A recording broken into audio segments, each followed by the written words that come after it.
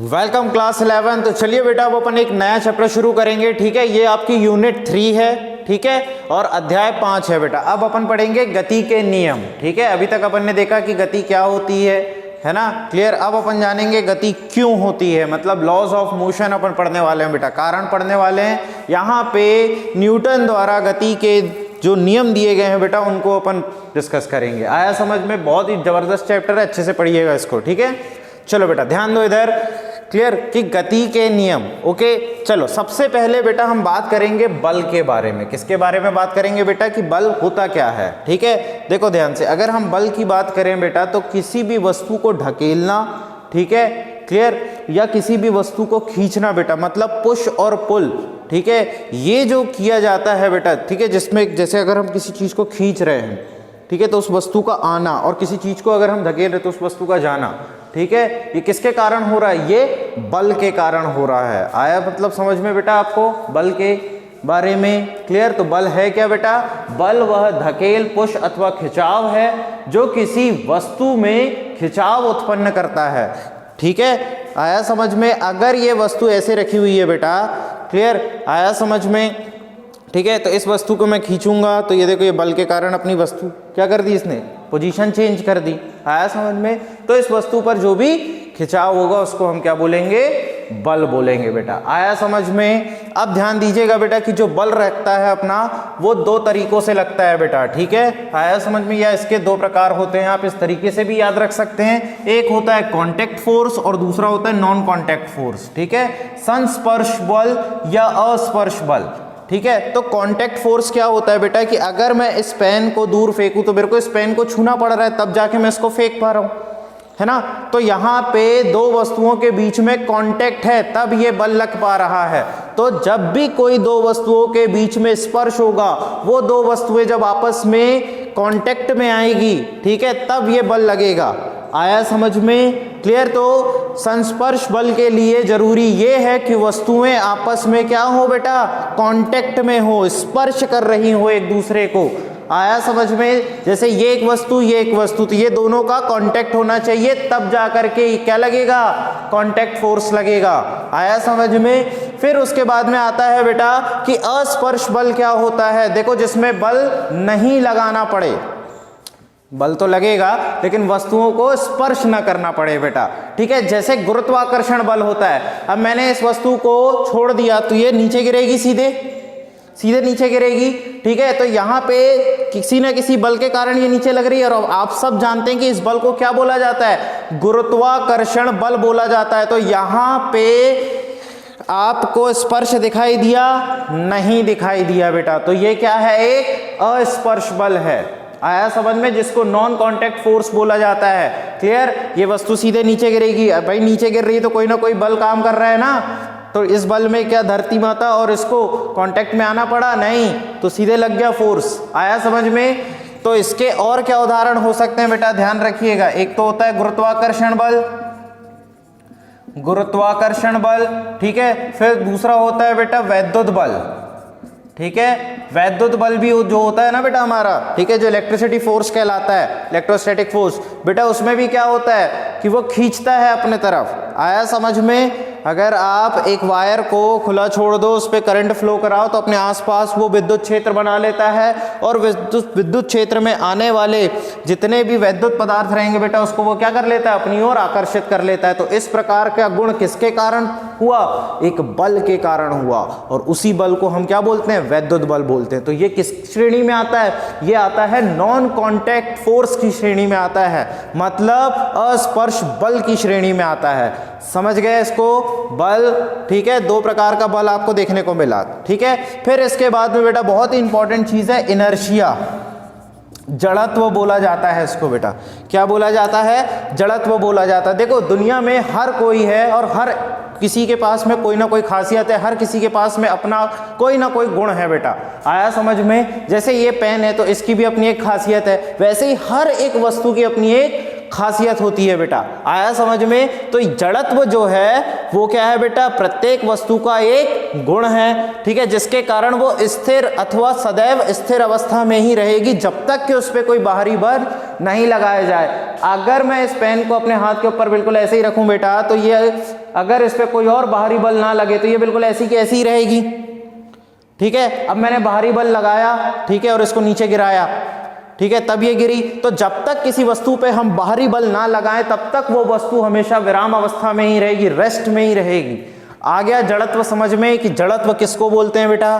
Clear. अब जड़त्व भी हमारे पास में दो तरीके का होता है बेटा, एक होता है विराम का जड़त्व और एक होता है गति का जड़त्व। ठीक है, विराम का जड़त्व क्या कहता है बेटा? विराम का जड़त्व कहता है कि अगर वस्तु स्थिर है तो स्थिर ही रहेगी जब तक कि कोई बाहरी बल उस पर ना लगे। गति का, अगर कोई वस्तु गतिमान है, ठीक है, तो वो गतिमान ही रहेगी।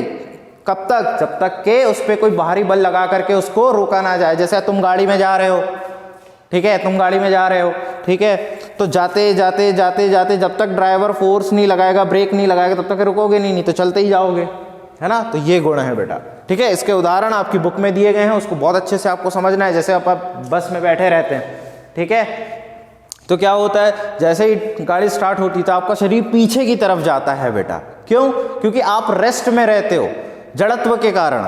आया समझ में? तो आपके पैर तो कांटेक्ट में रहते हैं बस के, लेकिन आपकी बॉडी थोड़ी, ये थोड़ी रहता है। तो ये क्या होता है बेटा? आगे की तरफ जाता है। ठीक है, तो ध्यान रखिएगा बेटा इसमें। ठीक है, इसमें आपका जो शरीर है वो क्या होगा? आगे की तरफ, और बेटा गति के जड़त्व में पीछे की तरफ। ठीक है, जैसे अगर चलती बस से तुम उतर गए बेटा तो पीछे की तरफ भड़ से गिर जाओगे। आया समझ में? क्लियर। तो बेटा इन्हीं दोनों को अगर हम मिला दें, ये देखो विराम का जड़त्व और गति का जड़त्व को अगर हम मिला दें तो न्यूटन का पहला नियम तैयार हो जाता है बेटा। न्यूटन ने जो पहला नियम दिया था बेटा कि यदि कोई वस्तु स्थिर अवस्था में है तो वह स्थिर ही रहेगी, और यदि कोई वस्तु गतिमान है तो वह गतिमान ही रहेगी। कब तक? जब तक कि कोई उस पर बाहरी बल ना लगाया जाए। तो यही है बेटा न्यूटन का पहला नियम। मतलब ये जो जड़त्व के दो प्रकार को अगर तुम मिला दो तो न्यूटन द्वारा दिए गए गति का ये पहला नियम तुम्हारा तैयार हो जाता है। आया समझ में? तो इसको लॉ ऑफ इनर्शिया भी बोला जाता है या जड़त्व का नियम भी बोला जाता है। तो ध्यान रखिएगा, जड़त्व का नियम। आया समझ में? ठीक है, फिर इसके बाद में बेटा अगर कोई वस्तु गति कर रही है तो उसके वेग की जरूर बात होगी। ठीक है, तो यहां पे बेटा आएगा संवेग। संवेग मतलब क्या होता है बेटा? वेग के साथ। तो वेग के साथ मतलब क्या? उसका द्रव्यमान भी रहेगा। आया समझ में? तो किसी वस्तु के द्रव्यमान और उसके वेग का गुणनफल वस्तु का क्या कहलाता है? संवेग कहलाता है।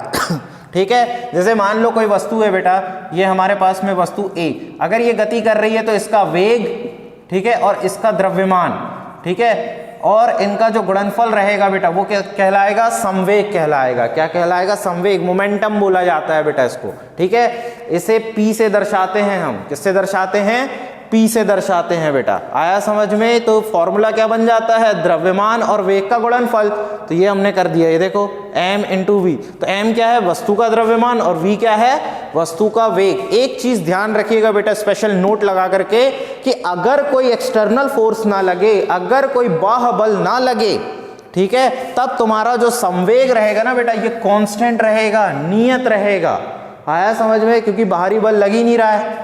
अगर कोई वस्तु गतिमान है तो उसका जो संवेग होगा वो नियत रहेगा, क्योंकि उस पर कोई बाहरी बल नहीं लग रहा है। जैसे ही बाहरी बल लगेगा तो संवेग भी परिवर्तित हो जाएगा। इस चीज को ध्यान में रखिएगा। फिर आता है बेटा न्यूटन की गति का द्वितीय नियम। तो न्यूटन की गति का द्वितीय नियम, पहली बात तो ध्यान रखिए बेटा कि ये बल कितना लग रहा है उसका परिमाण बताता है ये। ठीक है, बल कितना लग रहा है उसका परिमाण बताता है। क्लियर? तो ये जो न्यूटन की गति का दूसरा नियम आया, इससे हम जो बल लग रहा है ना बेटा वस्तु पे, उसका परिमाण निकाल सकते हैं। इस चीज को ध्यान रखिएगा। तो किसी वस्तु के संवेग परिवर्तन की दर, अगर इस संवेग में परिवर्तन हुआ, ठीक है, तो उस वस्तु पर जो हम फोर्स लगा रहे हैं, ठीक है, फोर्स लगा रहे हैं बेटा, तो वो लगाए गए बल के अनुक्रमानुपाती होता है। अगर हम बात करें बेटा तो देखो ध्यान से, ये जो संवेग बल होता है, बल, मान लो ये कोई वस्तु, इस पे हम कोई ना कोई बल लगाएंगे, तो इस पे लगाया गया बल, इसमें संवेग में परिवर्तन के क्या होता है? dp by dt। ये देखो संवेग परिवर्तन दर के अनुक्रमानुपाती होता है, ध्यान रखिएगा। ठीक है, यही तुम्हारा क्या है बेटा? न्यूटन का दूसरा नियम है। ठीक है, अब इसको गणितीय रूप से आपको क्या करना पड़ता है? सिद्ध भी करना पड़ता है। कैसे कि मान लो कोई वस्तु है, जैसे ये इसका द्रव्यमान m है बेटा, ठीक है, तो जब ये गति नहीं कर रही है तब इसका प्रारंभिक वेग तुम क्या ले लो, u ले लो, ठीक है, u ले लिया तुमने, m इसका द्रव्यमान रहेगा। अब द्रव्यमान तो नियत रहेगा क्योंकि वस्तु एक ही है तो उसका द्रव्यमान तो नियत रहेगा, लेकिन उसका वेग चेंज होगा बेटा। पहले शुरुआत में ये 0 है तो इसका प्रारंभिक वेग u, फिर इस पर कोई ना कोई बल लगाया गया, मान लो ये मैं बल लगा रहा हूं तो ये बल लगाया मैंने, तो अब ये वेग से गति करेगी, अब मतलब कुछ ना कुछ वेग होगा, मतलब यहाँ पे 2 वेग है और 2 ही संवेग हैं। पहले कब कि जब वस्तु रुकी हुई है तब इसका संवेग क्या हो जाएगा बेटा, P1 mu, ये देखो ये संवेग आ गया। अब वस्तु गति करने लगी तो क्या हो जाएगा, P2 mv, है ना क्योंकि अब v आ गया। लेकिन जब मैं ये बल लगा रहा हूं तो कुछ समय में लगा रहा हूं, कुछ समय भी होगा, है ना। तो बेटा डेल टी समय में वस्तु पर बल F लगाया गया, तब वस्तु का जो संवेग हो गया वो कितना हो गया, P2, और इसको mv से अपन दर्शाएंगे। फिर उसके बाद बेटा डेल टी समय में वस्तु के संवेग में जो परिवर्तन हुआ वो कितना हुआ, ध्यान दीजिएगा, वेग में परिवर्तन हुआ ना, u से v में आया बेटा, ठीक है। तो कैसा हुआ, del p is equal to, देखो संवेग में परिवर्तन P2 माइनस P1, पहले उसका वेग क्या था, संवेग 0 था, ठीक है, फिर वो गति करने लगी तो पहले वाला कितना है, ध्यान से देखो mu, ठीक है। तो अपन क्या करते हैं, P2 माइनस P1 तो mv माइनस mu। अब यहाँ से m तो क्या है, वस्तु एक ही है तो द्रव्यमान कॉमन आ जाएगा, तो इसको कॉमन ले लिया हमने तो v माइनस u बचा। अब देखो यहाँ पे वेग में परिवर्तन बता रहा है ये v माइनस u, इससे पहले ही वाले चैप्टर में पढ़ के आए हैं, v माइनस u, तो ये क्या आ जाएगा, डेल v आ जाएगा। क्या आ जाएगा, इसकी जगह पे हम क्या लिख सकते हैं, डेल v आ गया इतना, ये देखो ना, डेल v को हम क्या लिख सकते हैं, v माइनस u लिख सकते हैं।